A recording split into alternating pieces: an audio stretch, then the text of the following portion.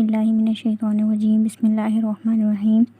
بخاری و مسلم کی حدیث ہے، ان امیر المؤمنین ابی حفص عمر بن الخطاب قال سمعت رسول اللہ صلی اللہ علیہ وسلم انما الاعمال بالنیات وانما لکل امرئ ما نوی فمن كانت ہجرته الی اللہ ورسولہ فہجرته الی اللہ ورسولہ ومن كانت ہجرته للدنیا یصیبها او امرأة ينکحها فہجرته الی ما ہاجر الیہ۔ السلام علیکم ورحمۃ اللہ وبرکاتہ۔ میرا نام ہے سارہ اسلم اور آپ سب کو خوش آمدید کہتی ہوں اپنے چینل قرآن ٹیچنگ میں۔ آج ہم نیت کے حوالے سے گفتگو کریں گے، تو چلیں اپنی ویڈیو کو شروع کرتے ہیں۔ ابھی جو میں نے آپ کے سامنے حدیث پڑھی کہ بہت ہی مشہور اور عام حدیث ہے جو عموماً سننے میں آتی رہتی ہے۔ ہمارے بچے کو یہ حدیث یاد ہوتی ہے۔ کسی بھی حدیث یا دینی علوم کے کسی جلیل الشان مصنف کی کتاب کو اٹھا کر دیکھیں تو اس کی ابتدا لازماً اس حدیث سے کی جاتی ہے۔ حکمت اس کے پیچھے کیا ہے کہ ہر عمل کے لیے نیت انتہائی اہم ہے۔ آخرت کے لحاظ سے ہر عمل کی کامیابی کا دار و مدار نیت پر ہی ہوتا ہے۔ آخرت میں وہی عمل کامیاب ہوگا جو خلوص نیت سے کیا گیا ہو، جیسا کہ اس حدیث میں واضح کیا گیا ہے،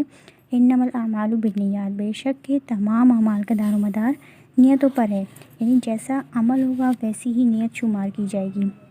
اگر کوئی اچھا عمل ہم بری نیت سے کر رہے ہیں تو وہ عمل کیا ہوگا، وہ بھی برا بن جائے گا، جیسا کہ نماز ہے، روزہ ہے۔ اگر ہم اس کی نیت دکھاوے کے لیے کر رہے ہیں، کسی شخص کی واہ واہ کے لیے کر رہے ہیں، یا دنیاوی کسی بھی پیسے کے لیے کر رہے ہیں، یا کسی کاروبار کے لیے، یعنی کوئی بھی اگر دنیاوی وجہ ہے جس کے لیے ہم یہ عمل کر رہے ہیں، یا ایسے ہی کوئی بھی اچھا اور نیک عمل ہے وہ ہم کسی دنیاوی وجہ سے کر رہے ہیں، تو ہمارا عمل کیا ہوگا، وہ کسی دنیا کے لیے ہی شمار کیا جائے گا۔ ہمیں اللہ کی طرف سے اس کی کسی اجر کی امید نہیں رکھنی چاہیے، کیونکہ اللہ ہمیں اس کا اجر نہیں دے گا۔ ہم نے خلوص نیت کے ساتھ اللہ کے لیے وہ عمل نہیں کیا۔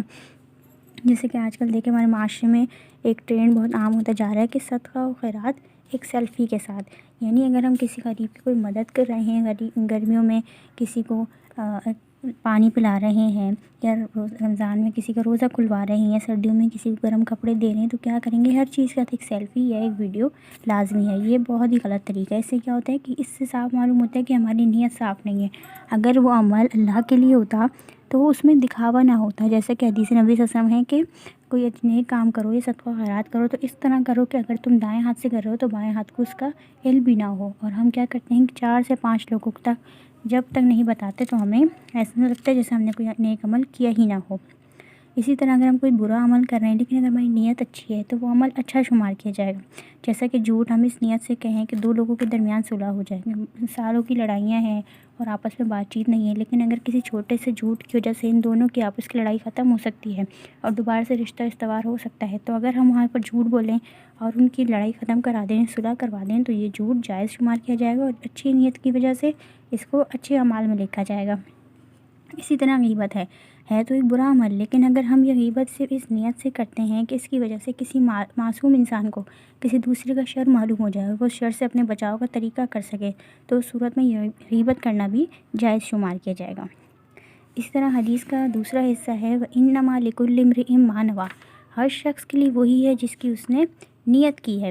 جیسے کہ اللہ کے نبی صلی اللہ علیہ وآلہ وسلم نے فرمایا، لوگ آخرت میں نیتوں پر اٹھائے جائیں گے، یعنی یہ نہیں دیکھا جائے گا کہ اس کے پاس ہزاروں نمازیں ہیں، لاکھوں روزے ہیں، بلکہ یہ دیکھا جائے گا کتنی نمازیں ہیں جو سچی اور مخلص نیت سے پڑھی گئی ہیں۔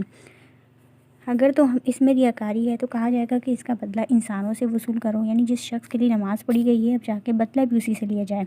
جیسا کہ ایک حدیث میں مروی ہے کہ 3 لوگوں کو قیامت کے دن لایا جائے گا اور وہ ان کو جہنم میں ڈال دیا جائے گا۔ یہ کون لوگ ہوں گے؟ ایک تو وہ شخص ہوگا جو قرآن کو تجوید سے پڑھتا ہوگا،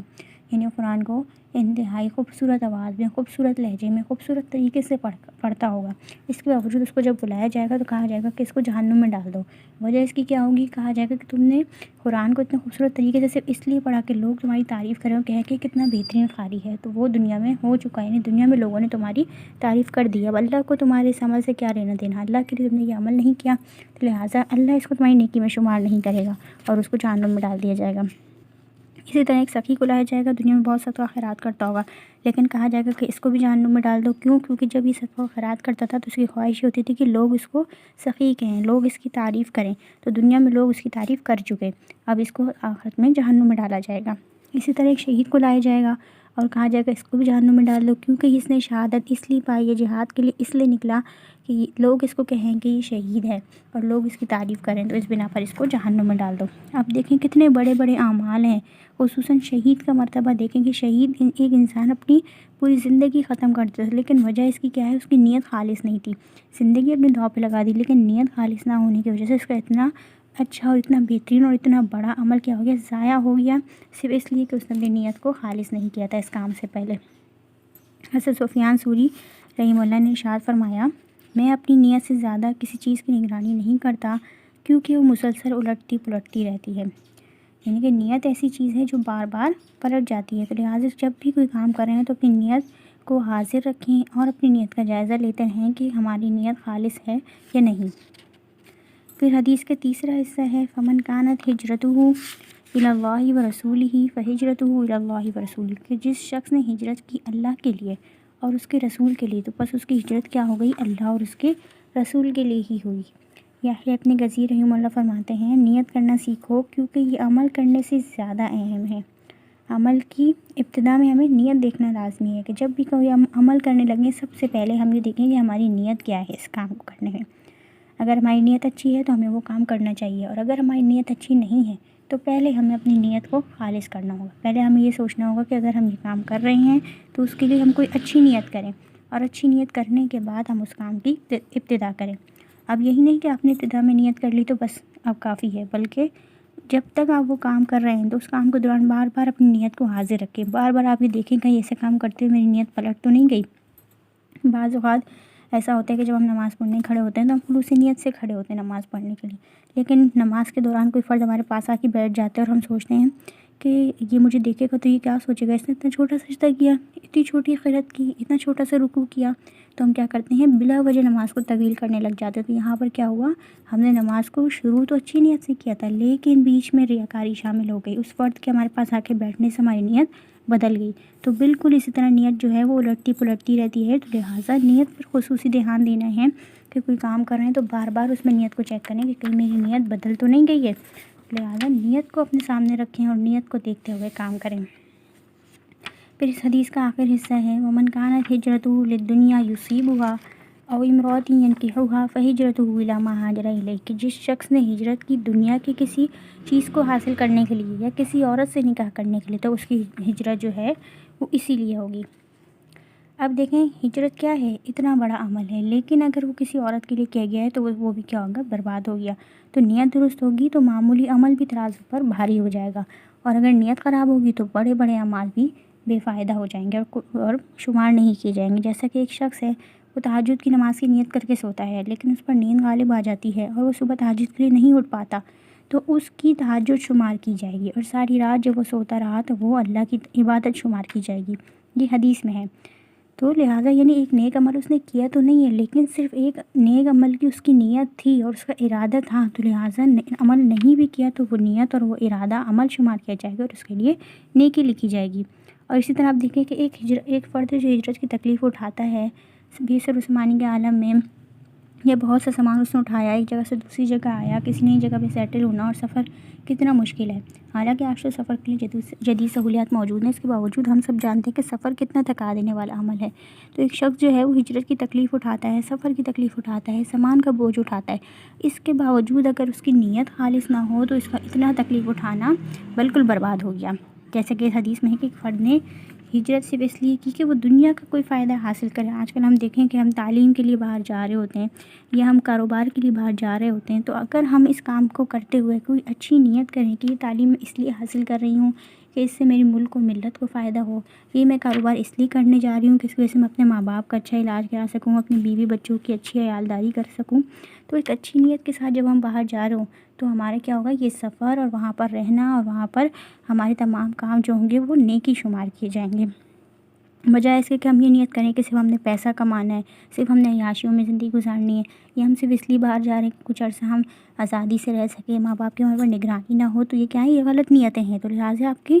تعلیم حاصل کرنا کتنا بڑا عمل ہے، لیکن اگر آپ اس وقت اپنی نیت کو خالص نہیں کرتے تو آپ کا وہ تعلیم حاصل کرنا اور تعلیم کے لیے سفر کرنا سب برباد ہو جائے گا۔ لہٰذا اپنی نیت کو درست رکھنا ہے تاکہ آپ کا کوئی معمولی عمل بھی ہے تو وہ ترازو پر بھاری ہو جائے، اور اگر ہو سکتا ہے کوئی عمل بہت بڑا بھی ہو لیکن نیت نہ اچھی ہونے کی وجہ سے، نیت کے فساد کی وجہ سے وہ کیا ہوگا، ضائع ہو جائے گا۔ چنانچہ ہر کام آپ نے خالص نیت سے کرنا ہے۔ جیسے کہ اگر ہم اپنے بچوں سے پیار کر رہے ہیں تو ہم نے اپنے ذہن میں یہ رکھنا ہے کہ سنت رسول صلی اللہ علیہ وآلہ وسلم ہے، تو اگر ہم اس نیت سے اپنے بچوں کو پیار کریں گے تو ہمارا وہ عمل سنت شمار کیا جائے گا۔ اسی طرح اگر ہم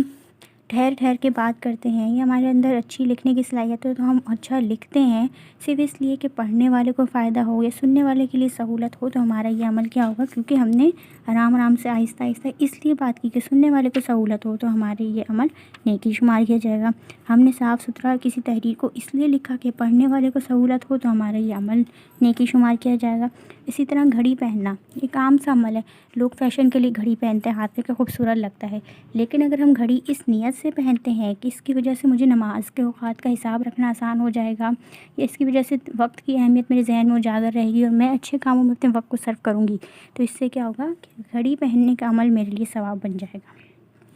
اسی طرح کوئی درخت یا پودا لگا دینا، اگر ہم درخت یا پودا اس نیت سے لگاتے ہیں کہ اس کے ذریعے سے انسان اور جانوروں کو سایہ فراہم ہوگا، دیکھنے والوں کو اچھا محسوس ہوگا، ماحول کو صاف ہوا ملے گی، تو ہمارا یہ درخت لگانا بھی کیا ہوگا، نیکی بن جائے گا۔ اگر عورت زیب و زینت اختیار کرے، عورتوں کو بننے سنورنے کا بہت شوق ہوتا ہے، لیکن اگر وہ یہ زیب و زینت کو اس نیت سے اختیار کریں کہ اس کو دیکھ کر میرا شوہر خوش ہوگا، تو اس کا یہ زیب و زینت اختیار کرنا بھی نیکی ہے۔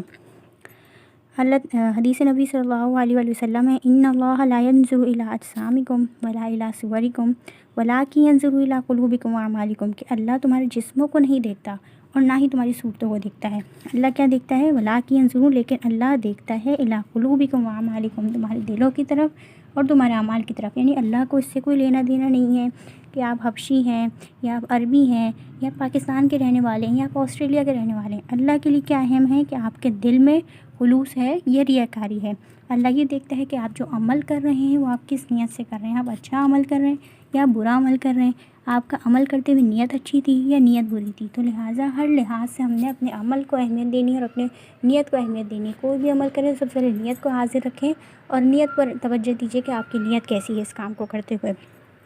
اگر آپ کو میری یہ باتیں اچھی لگی ہیں تو اس ویڈیو کو لائک کیجیے اور اس ویڈیو کو دوسروں تک بھی پہنچائیے، زیادہ سے زیادہ اس کو شیئر کیجیے۔ اللہ حافظ۔